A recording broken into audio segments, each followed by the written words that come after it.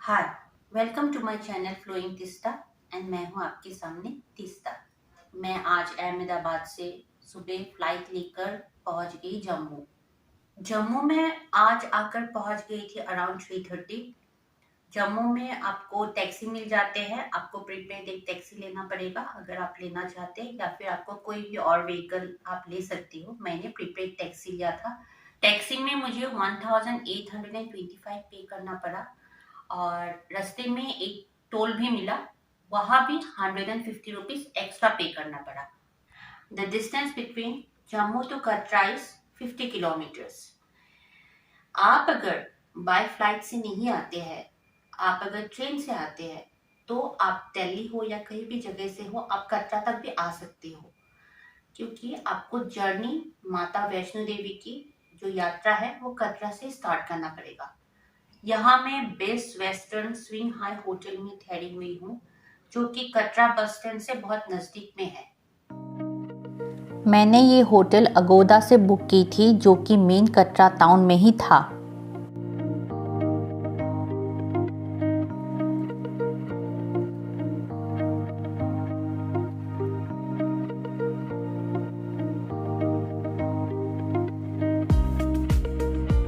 Hotel की interior भी बहुत नीट एंड क्लीन था।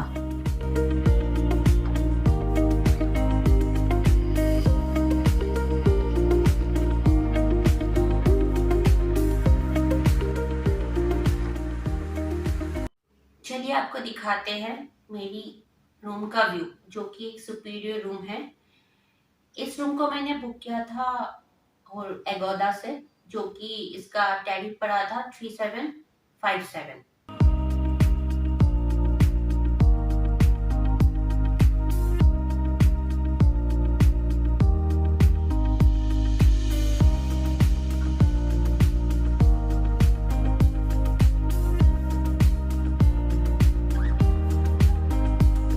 होटल के ग्राउंड फ्लोर में एक रेस्टोरेंट भी है, जहाँ का फूड मुझे बहुत टेस्टी लगी।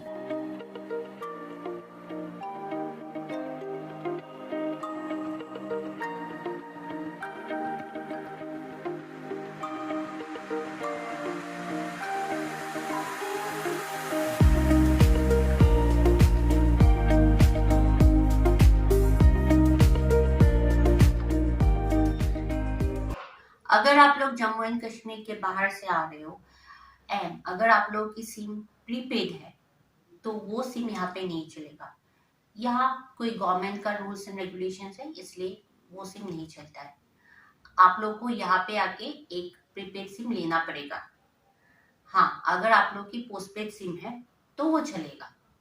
अगर आप लोग वैष्णो देवी दर्शन करने के लिए आना चाहते हैं, तो आपको आने से पहले ऑनलाइन रजिस्ट्रेशन करना पड़ेगा एंड आने के बाद यहाँ पे ऑफिस है, उस ऑफिस में जाके ऐसा एक कार्ड लेना पड़ेगा। वो लोग जब आप उन लोगों को रजिस्ट्रेशन का जो वो आपका प्रोसेस का जो रिसिप्ट आप अगर उन लोगों को दिखा देते, तो वो लोग ऐसा एक कार्ड आपको दे देते हैं।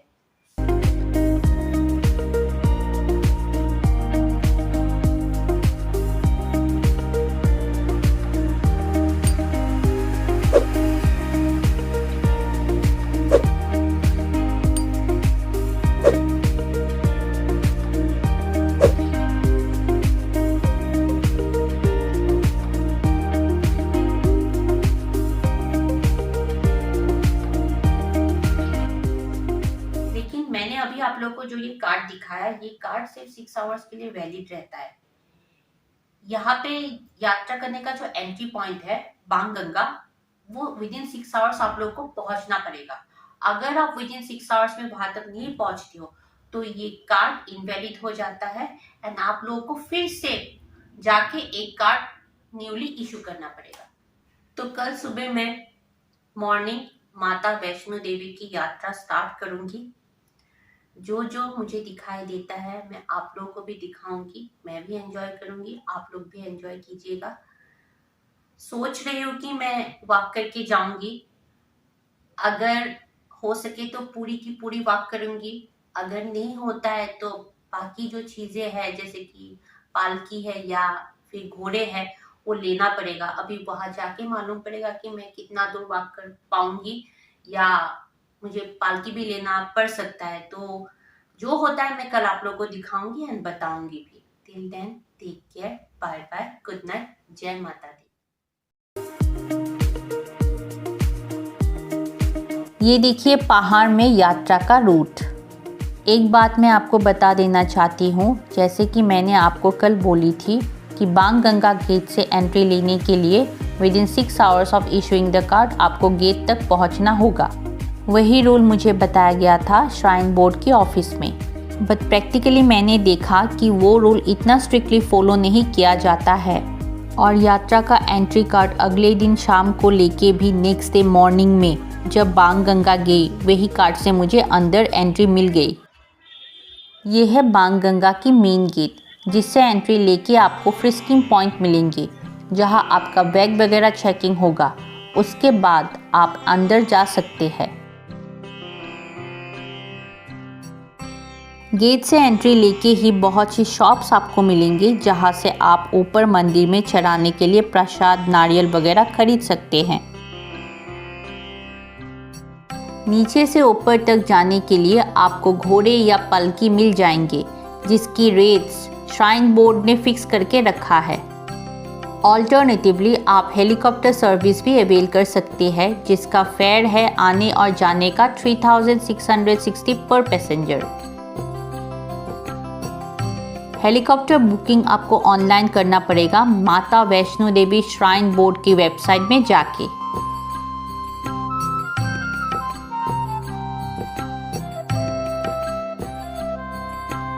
यात्रा की शुरुआत में ही आपको बाथिंग घाट्स मिलेंगे जहां आप नहा के मंदिर दर्शन के लिए जा सकते हैं।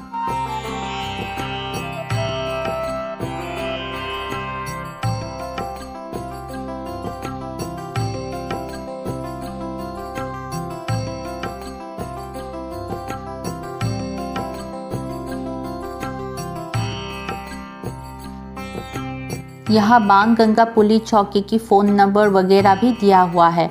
आपको यात्रा में कुछ परेशानी होने से आप पुलिस को कॉल कर सकते हैं।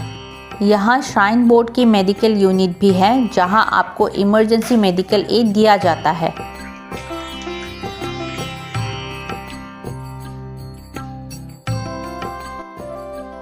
रास्ते में मैंने थोड़ा सा स्टॉप लिया है, थोड़ा खाने वाने सामान भी ले लिए, थोड़ा खा पी लेती हूँ, उसके बाद मैं यात्रा करूँगी क्योंकि यात्रा लंबा होगा, चढ़ाई भी ऊँची चढ़नी पड़ेगी। मैं वॉक करके करना चाहती हूँ, इसलिए थोड़ी स्टेमिना भी रहना पड़ेगा। इसलिए खा पी लेती हूँ, उसके बाद यात्रा करूँगी।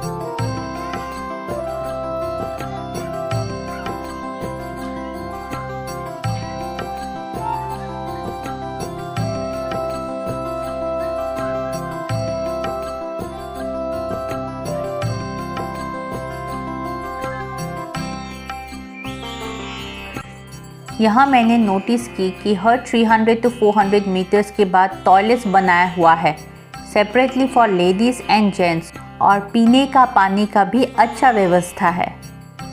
जगह जगह में आपको मसाज शॉप्स भी मिलेंगे जहाँ आप 100 रुपीज़ में ही फूड मसाज ले सकते हैं। मैंने ये यात्रा जो पुरानी ओरिजिनल रूट है उससे ही की थी, क्योंकि इस रूट में माता की चरण पादुका के दर्शन होते हैं। आजकल एक नया रूट भी बनी है जिससे आप भवन तक जा सकते हैं, बट उस रूट में आप चरण पादुका के दर्शन नहीं कर पाएंगे। इस मंदिर के अंदर माता की एक मूर्ति है और उनकी चरण पादुका भी रखे हुए हैं, और माँ की बहुत सी रूप भी मूर्ति बना के यहाँ दर्शाया गया है।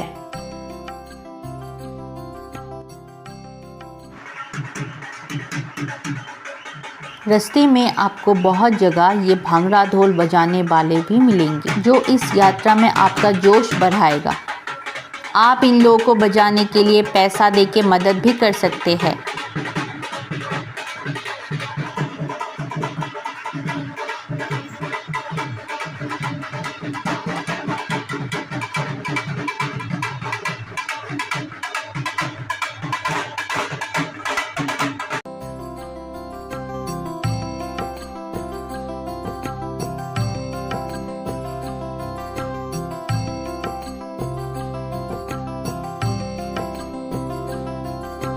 ये देखिए ऊपर से कटरा टाउन की व्यू। रास्ते में इन एडिशन टू ढाबा खाने की बहुत सी ऑप्शंस आपको मिलेंगी, जैसे कि बीकानेर वाला शॉप, श्राइन बोर्ड की भोजनालय एक्सेट्रा, जहां आप खाना खा सकते हैं।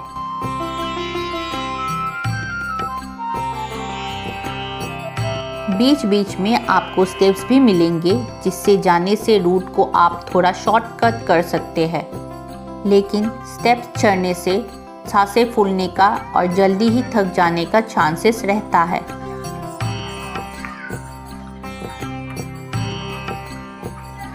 जय माता दी।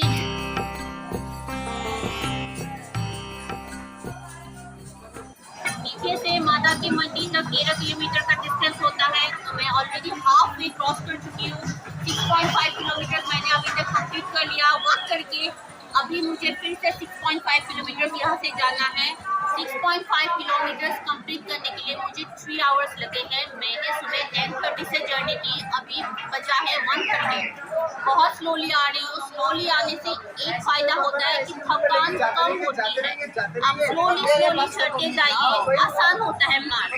फास्ट जाओगे थकान ज्यादा होता है, सांस फूलने लगती है। अभी मैं फिट एंड फाइन हूँ, इसलिए मैं हाथी माथा मार्ग से जा रही हूँ। यहाँ से 6.5 किलोमीटर होता है, तो फिर चलिए बाकी का रास्ता कर लेती हूँ। जय माता दी। यहाँ से अगर आप हिमकोटी मार्ग होके जाते हैं तो उस रूट पे भवन तक जाने के लिए आपको बैटरी व्हीकल्स मिलेंगे, जिसका टिकट प्राइस ₹354 पर पर्सन।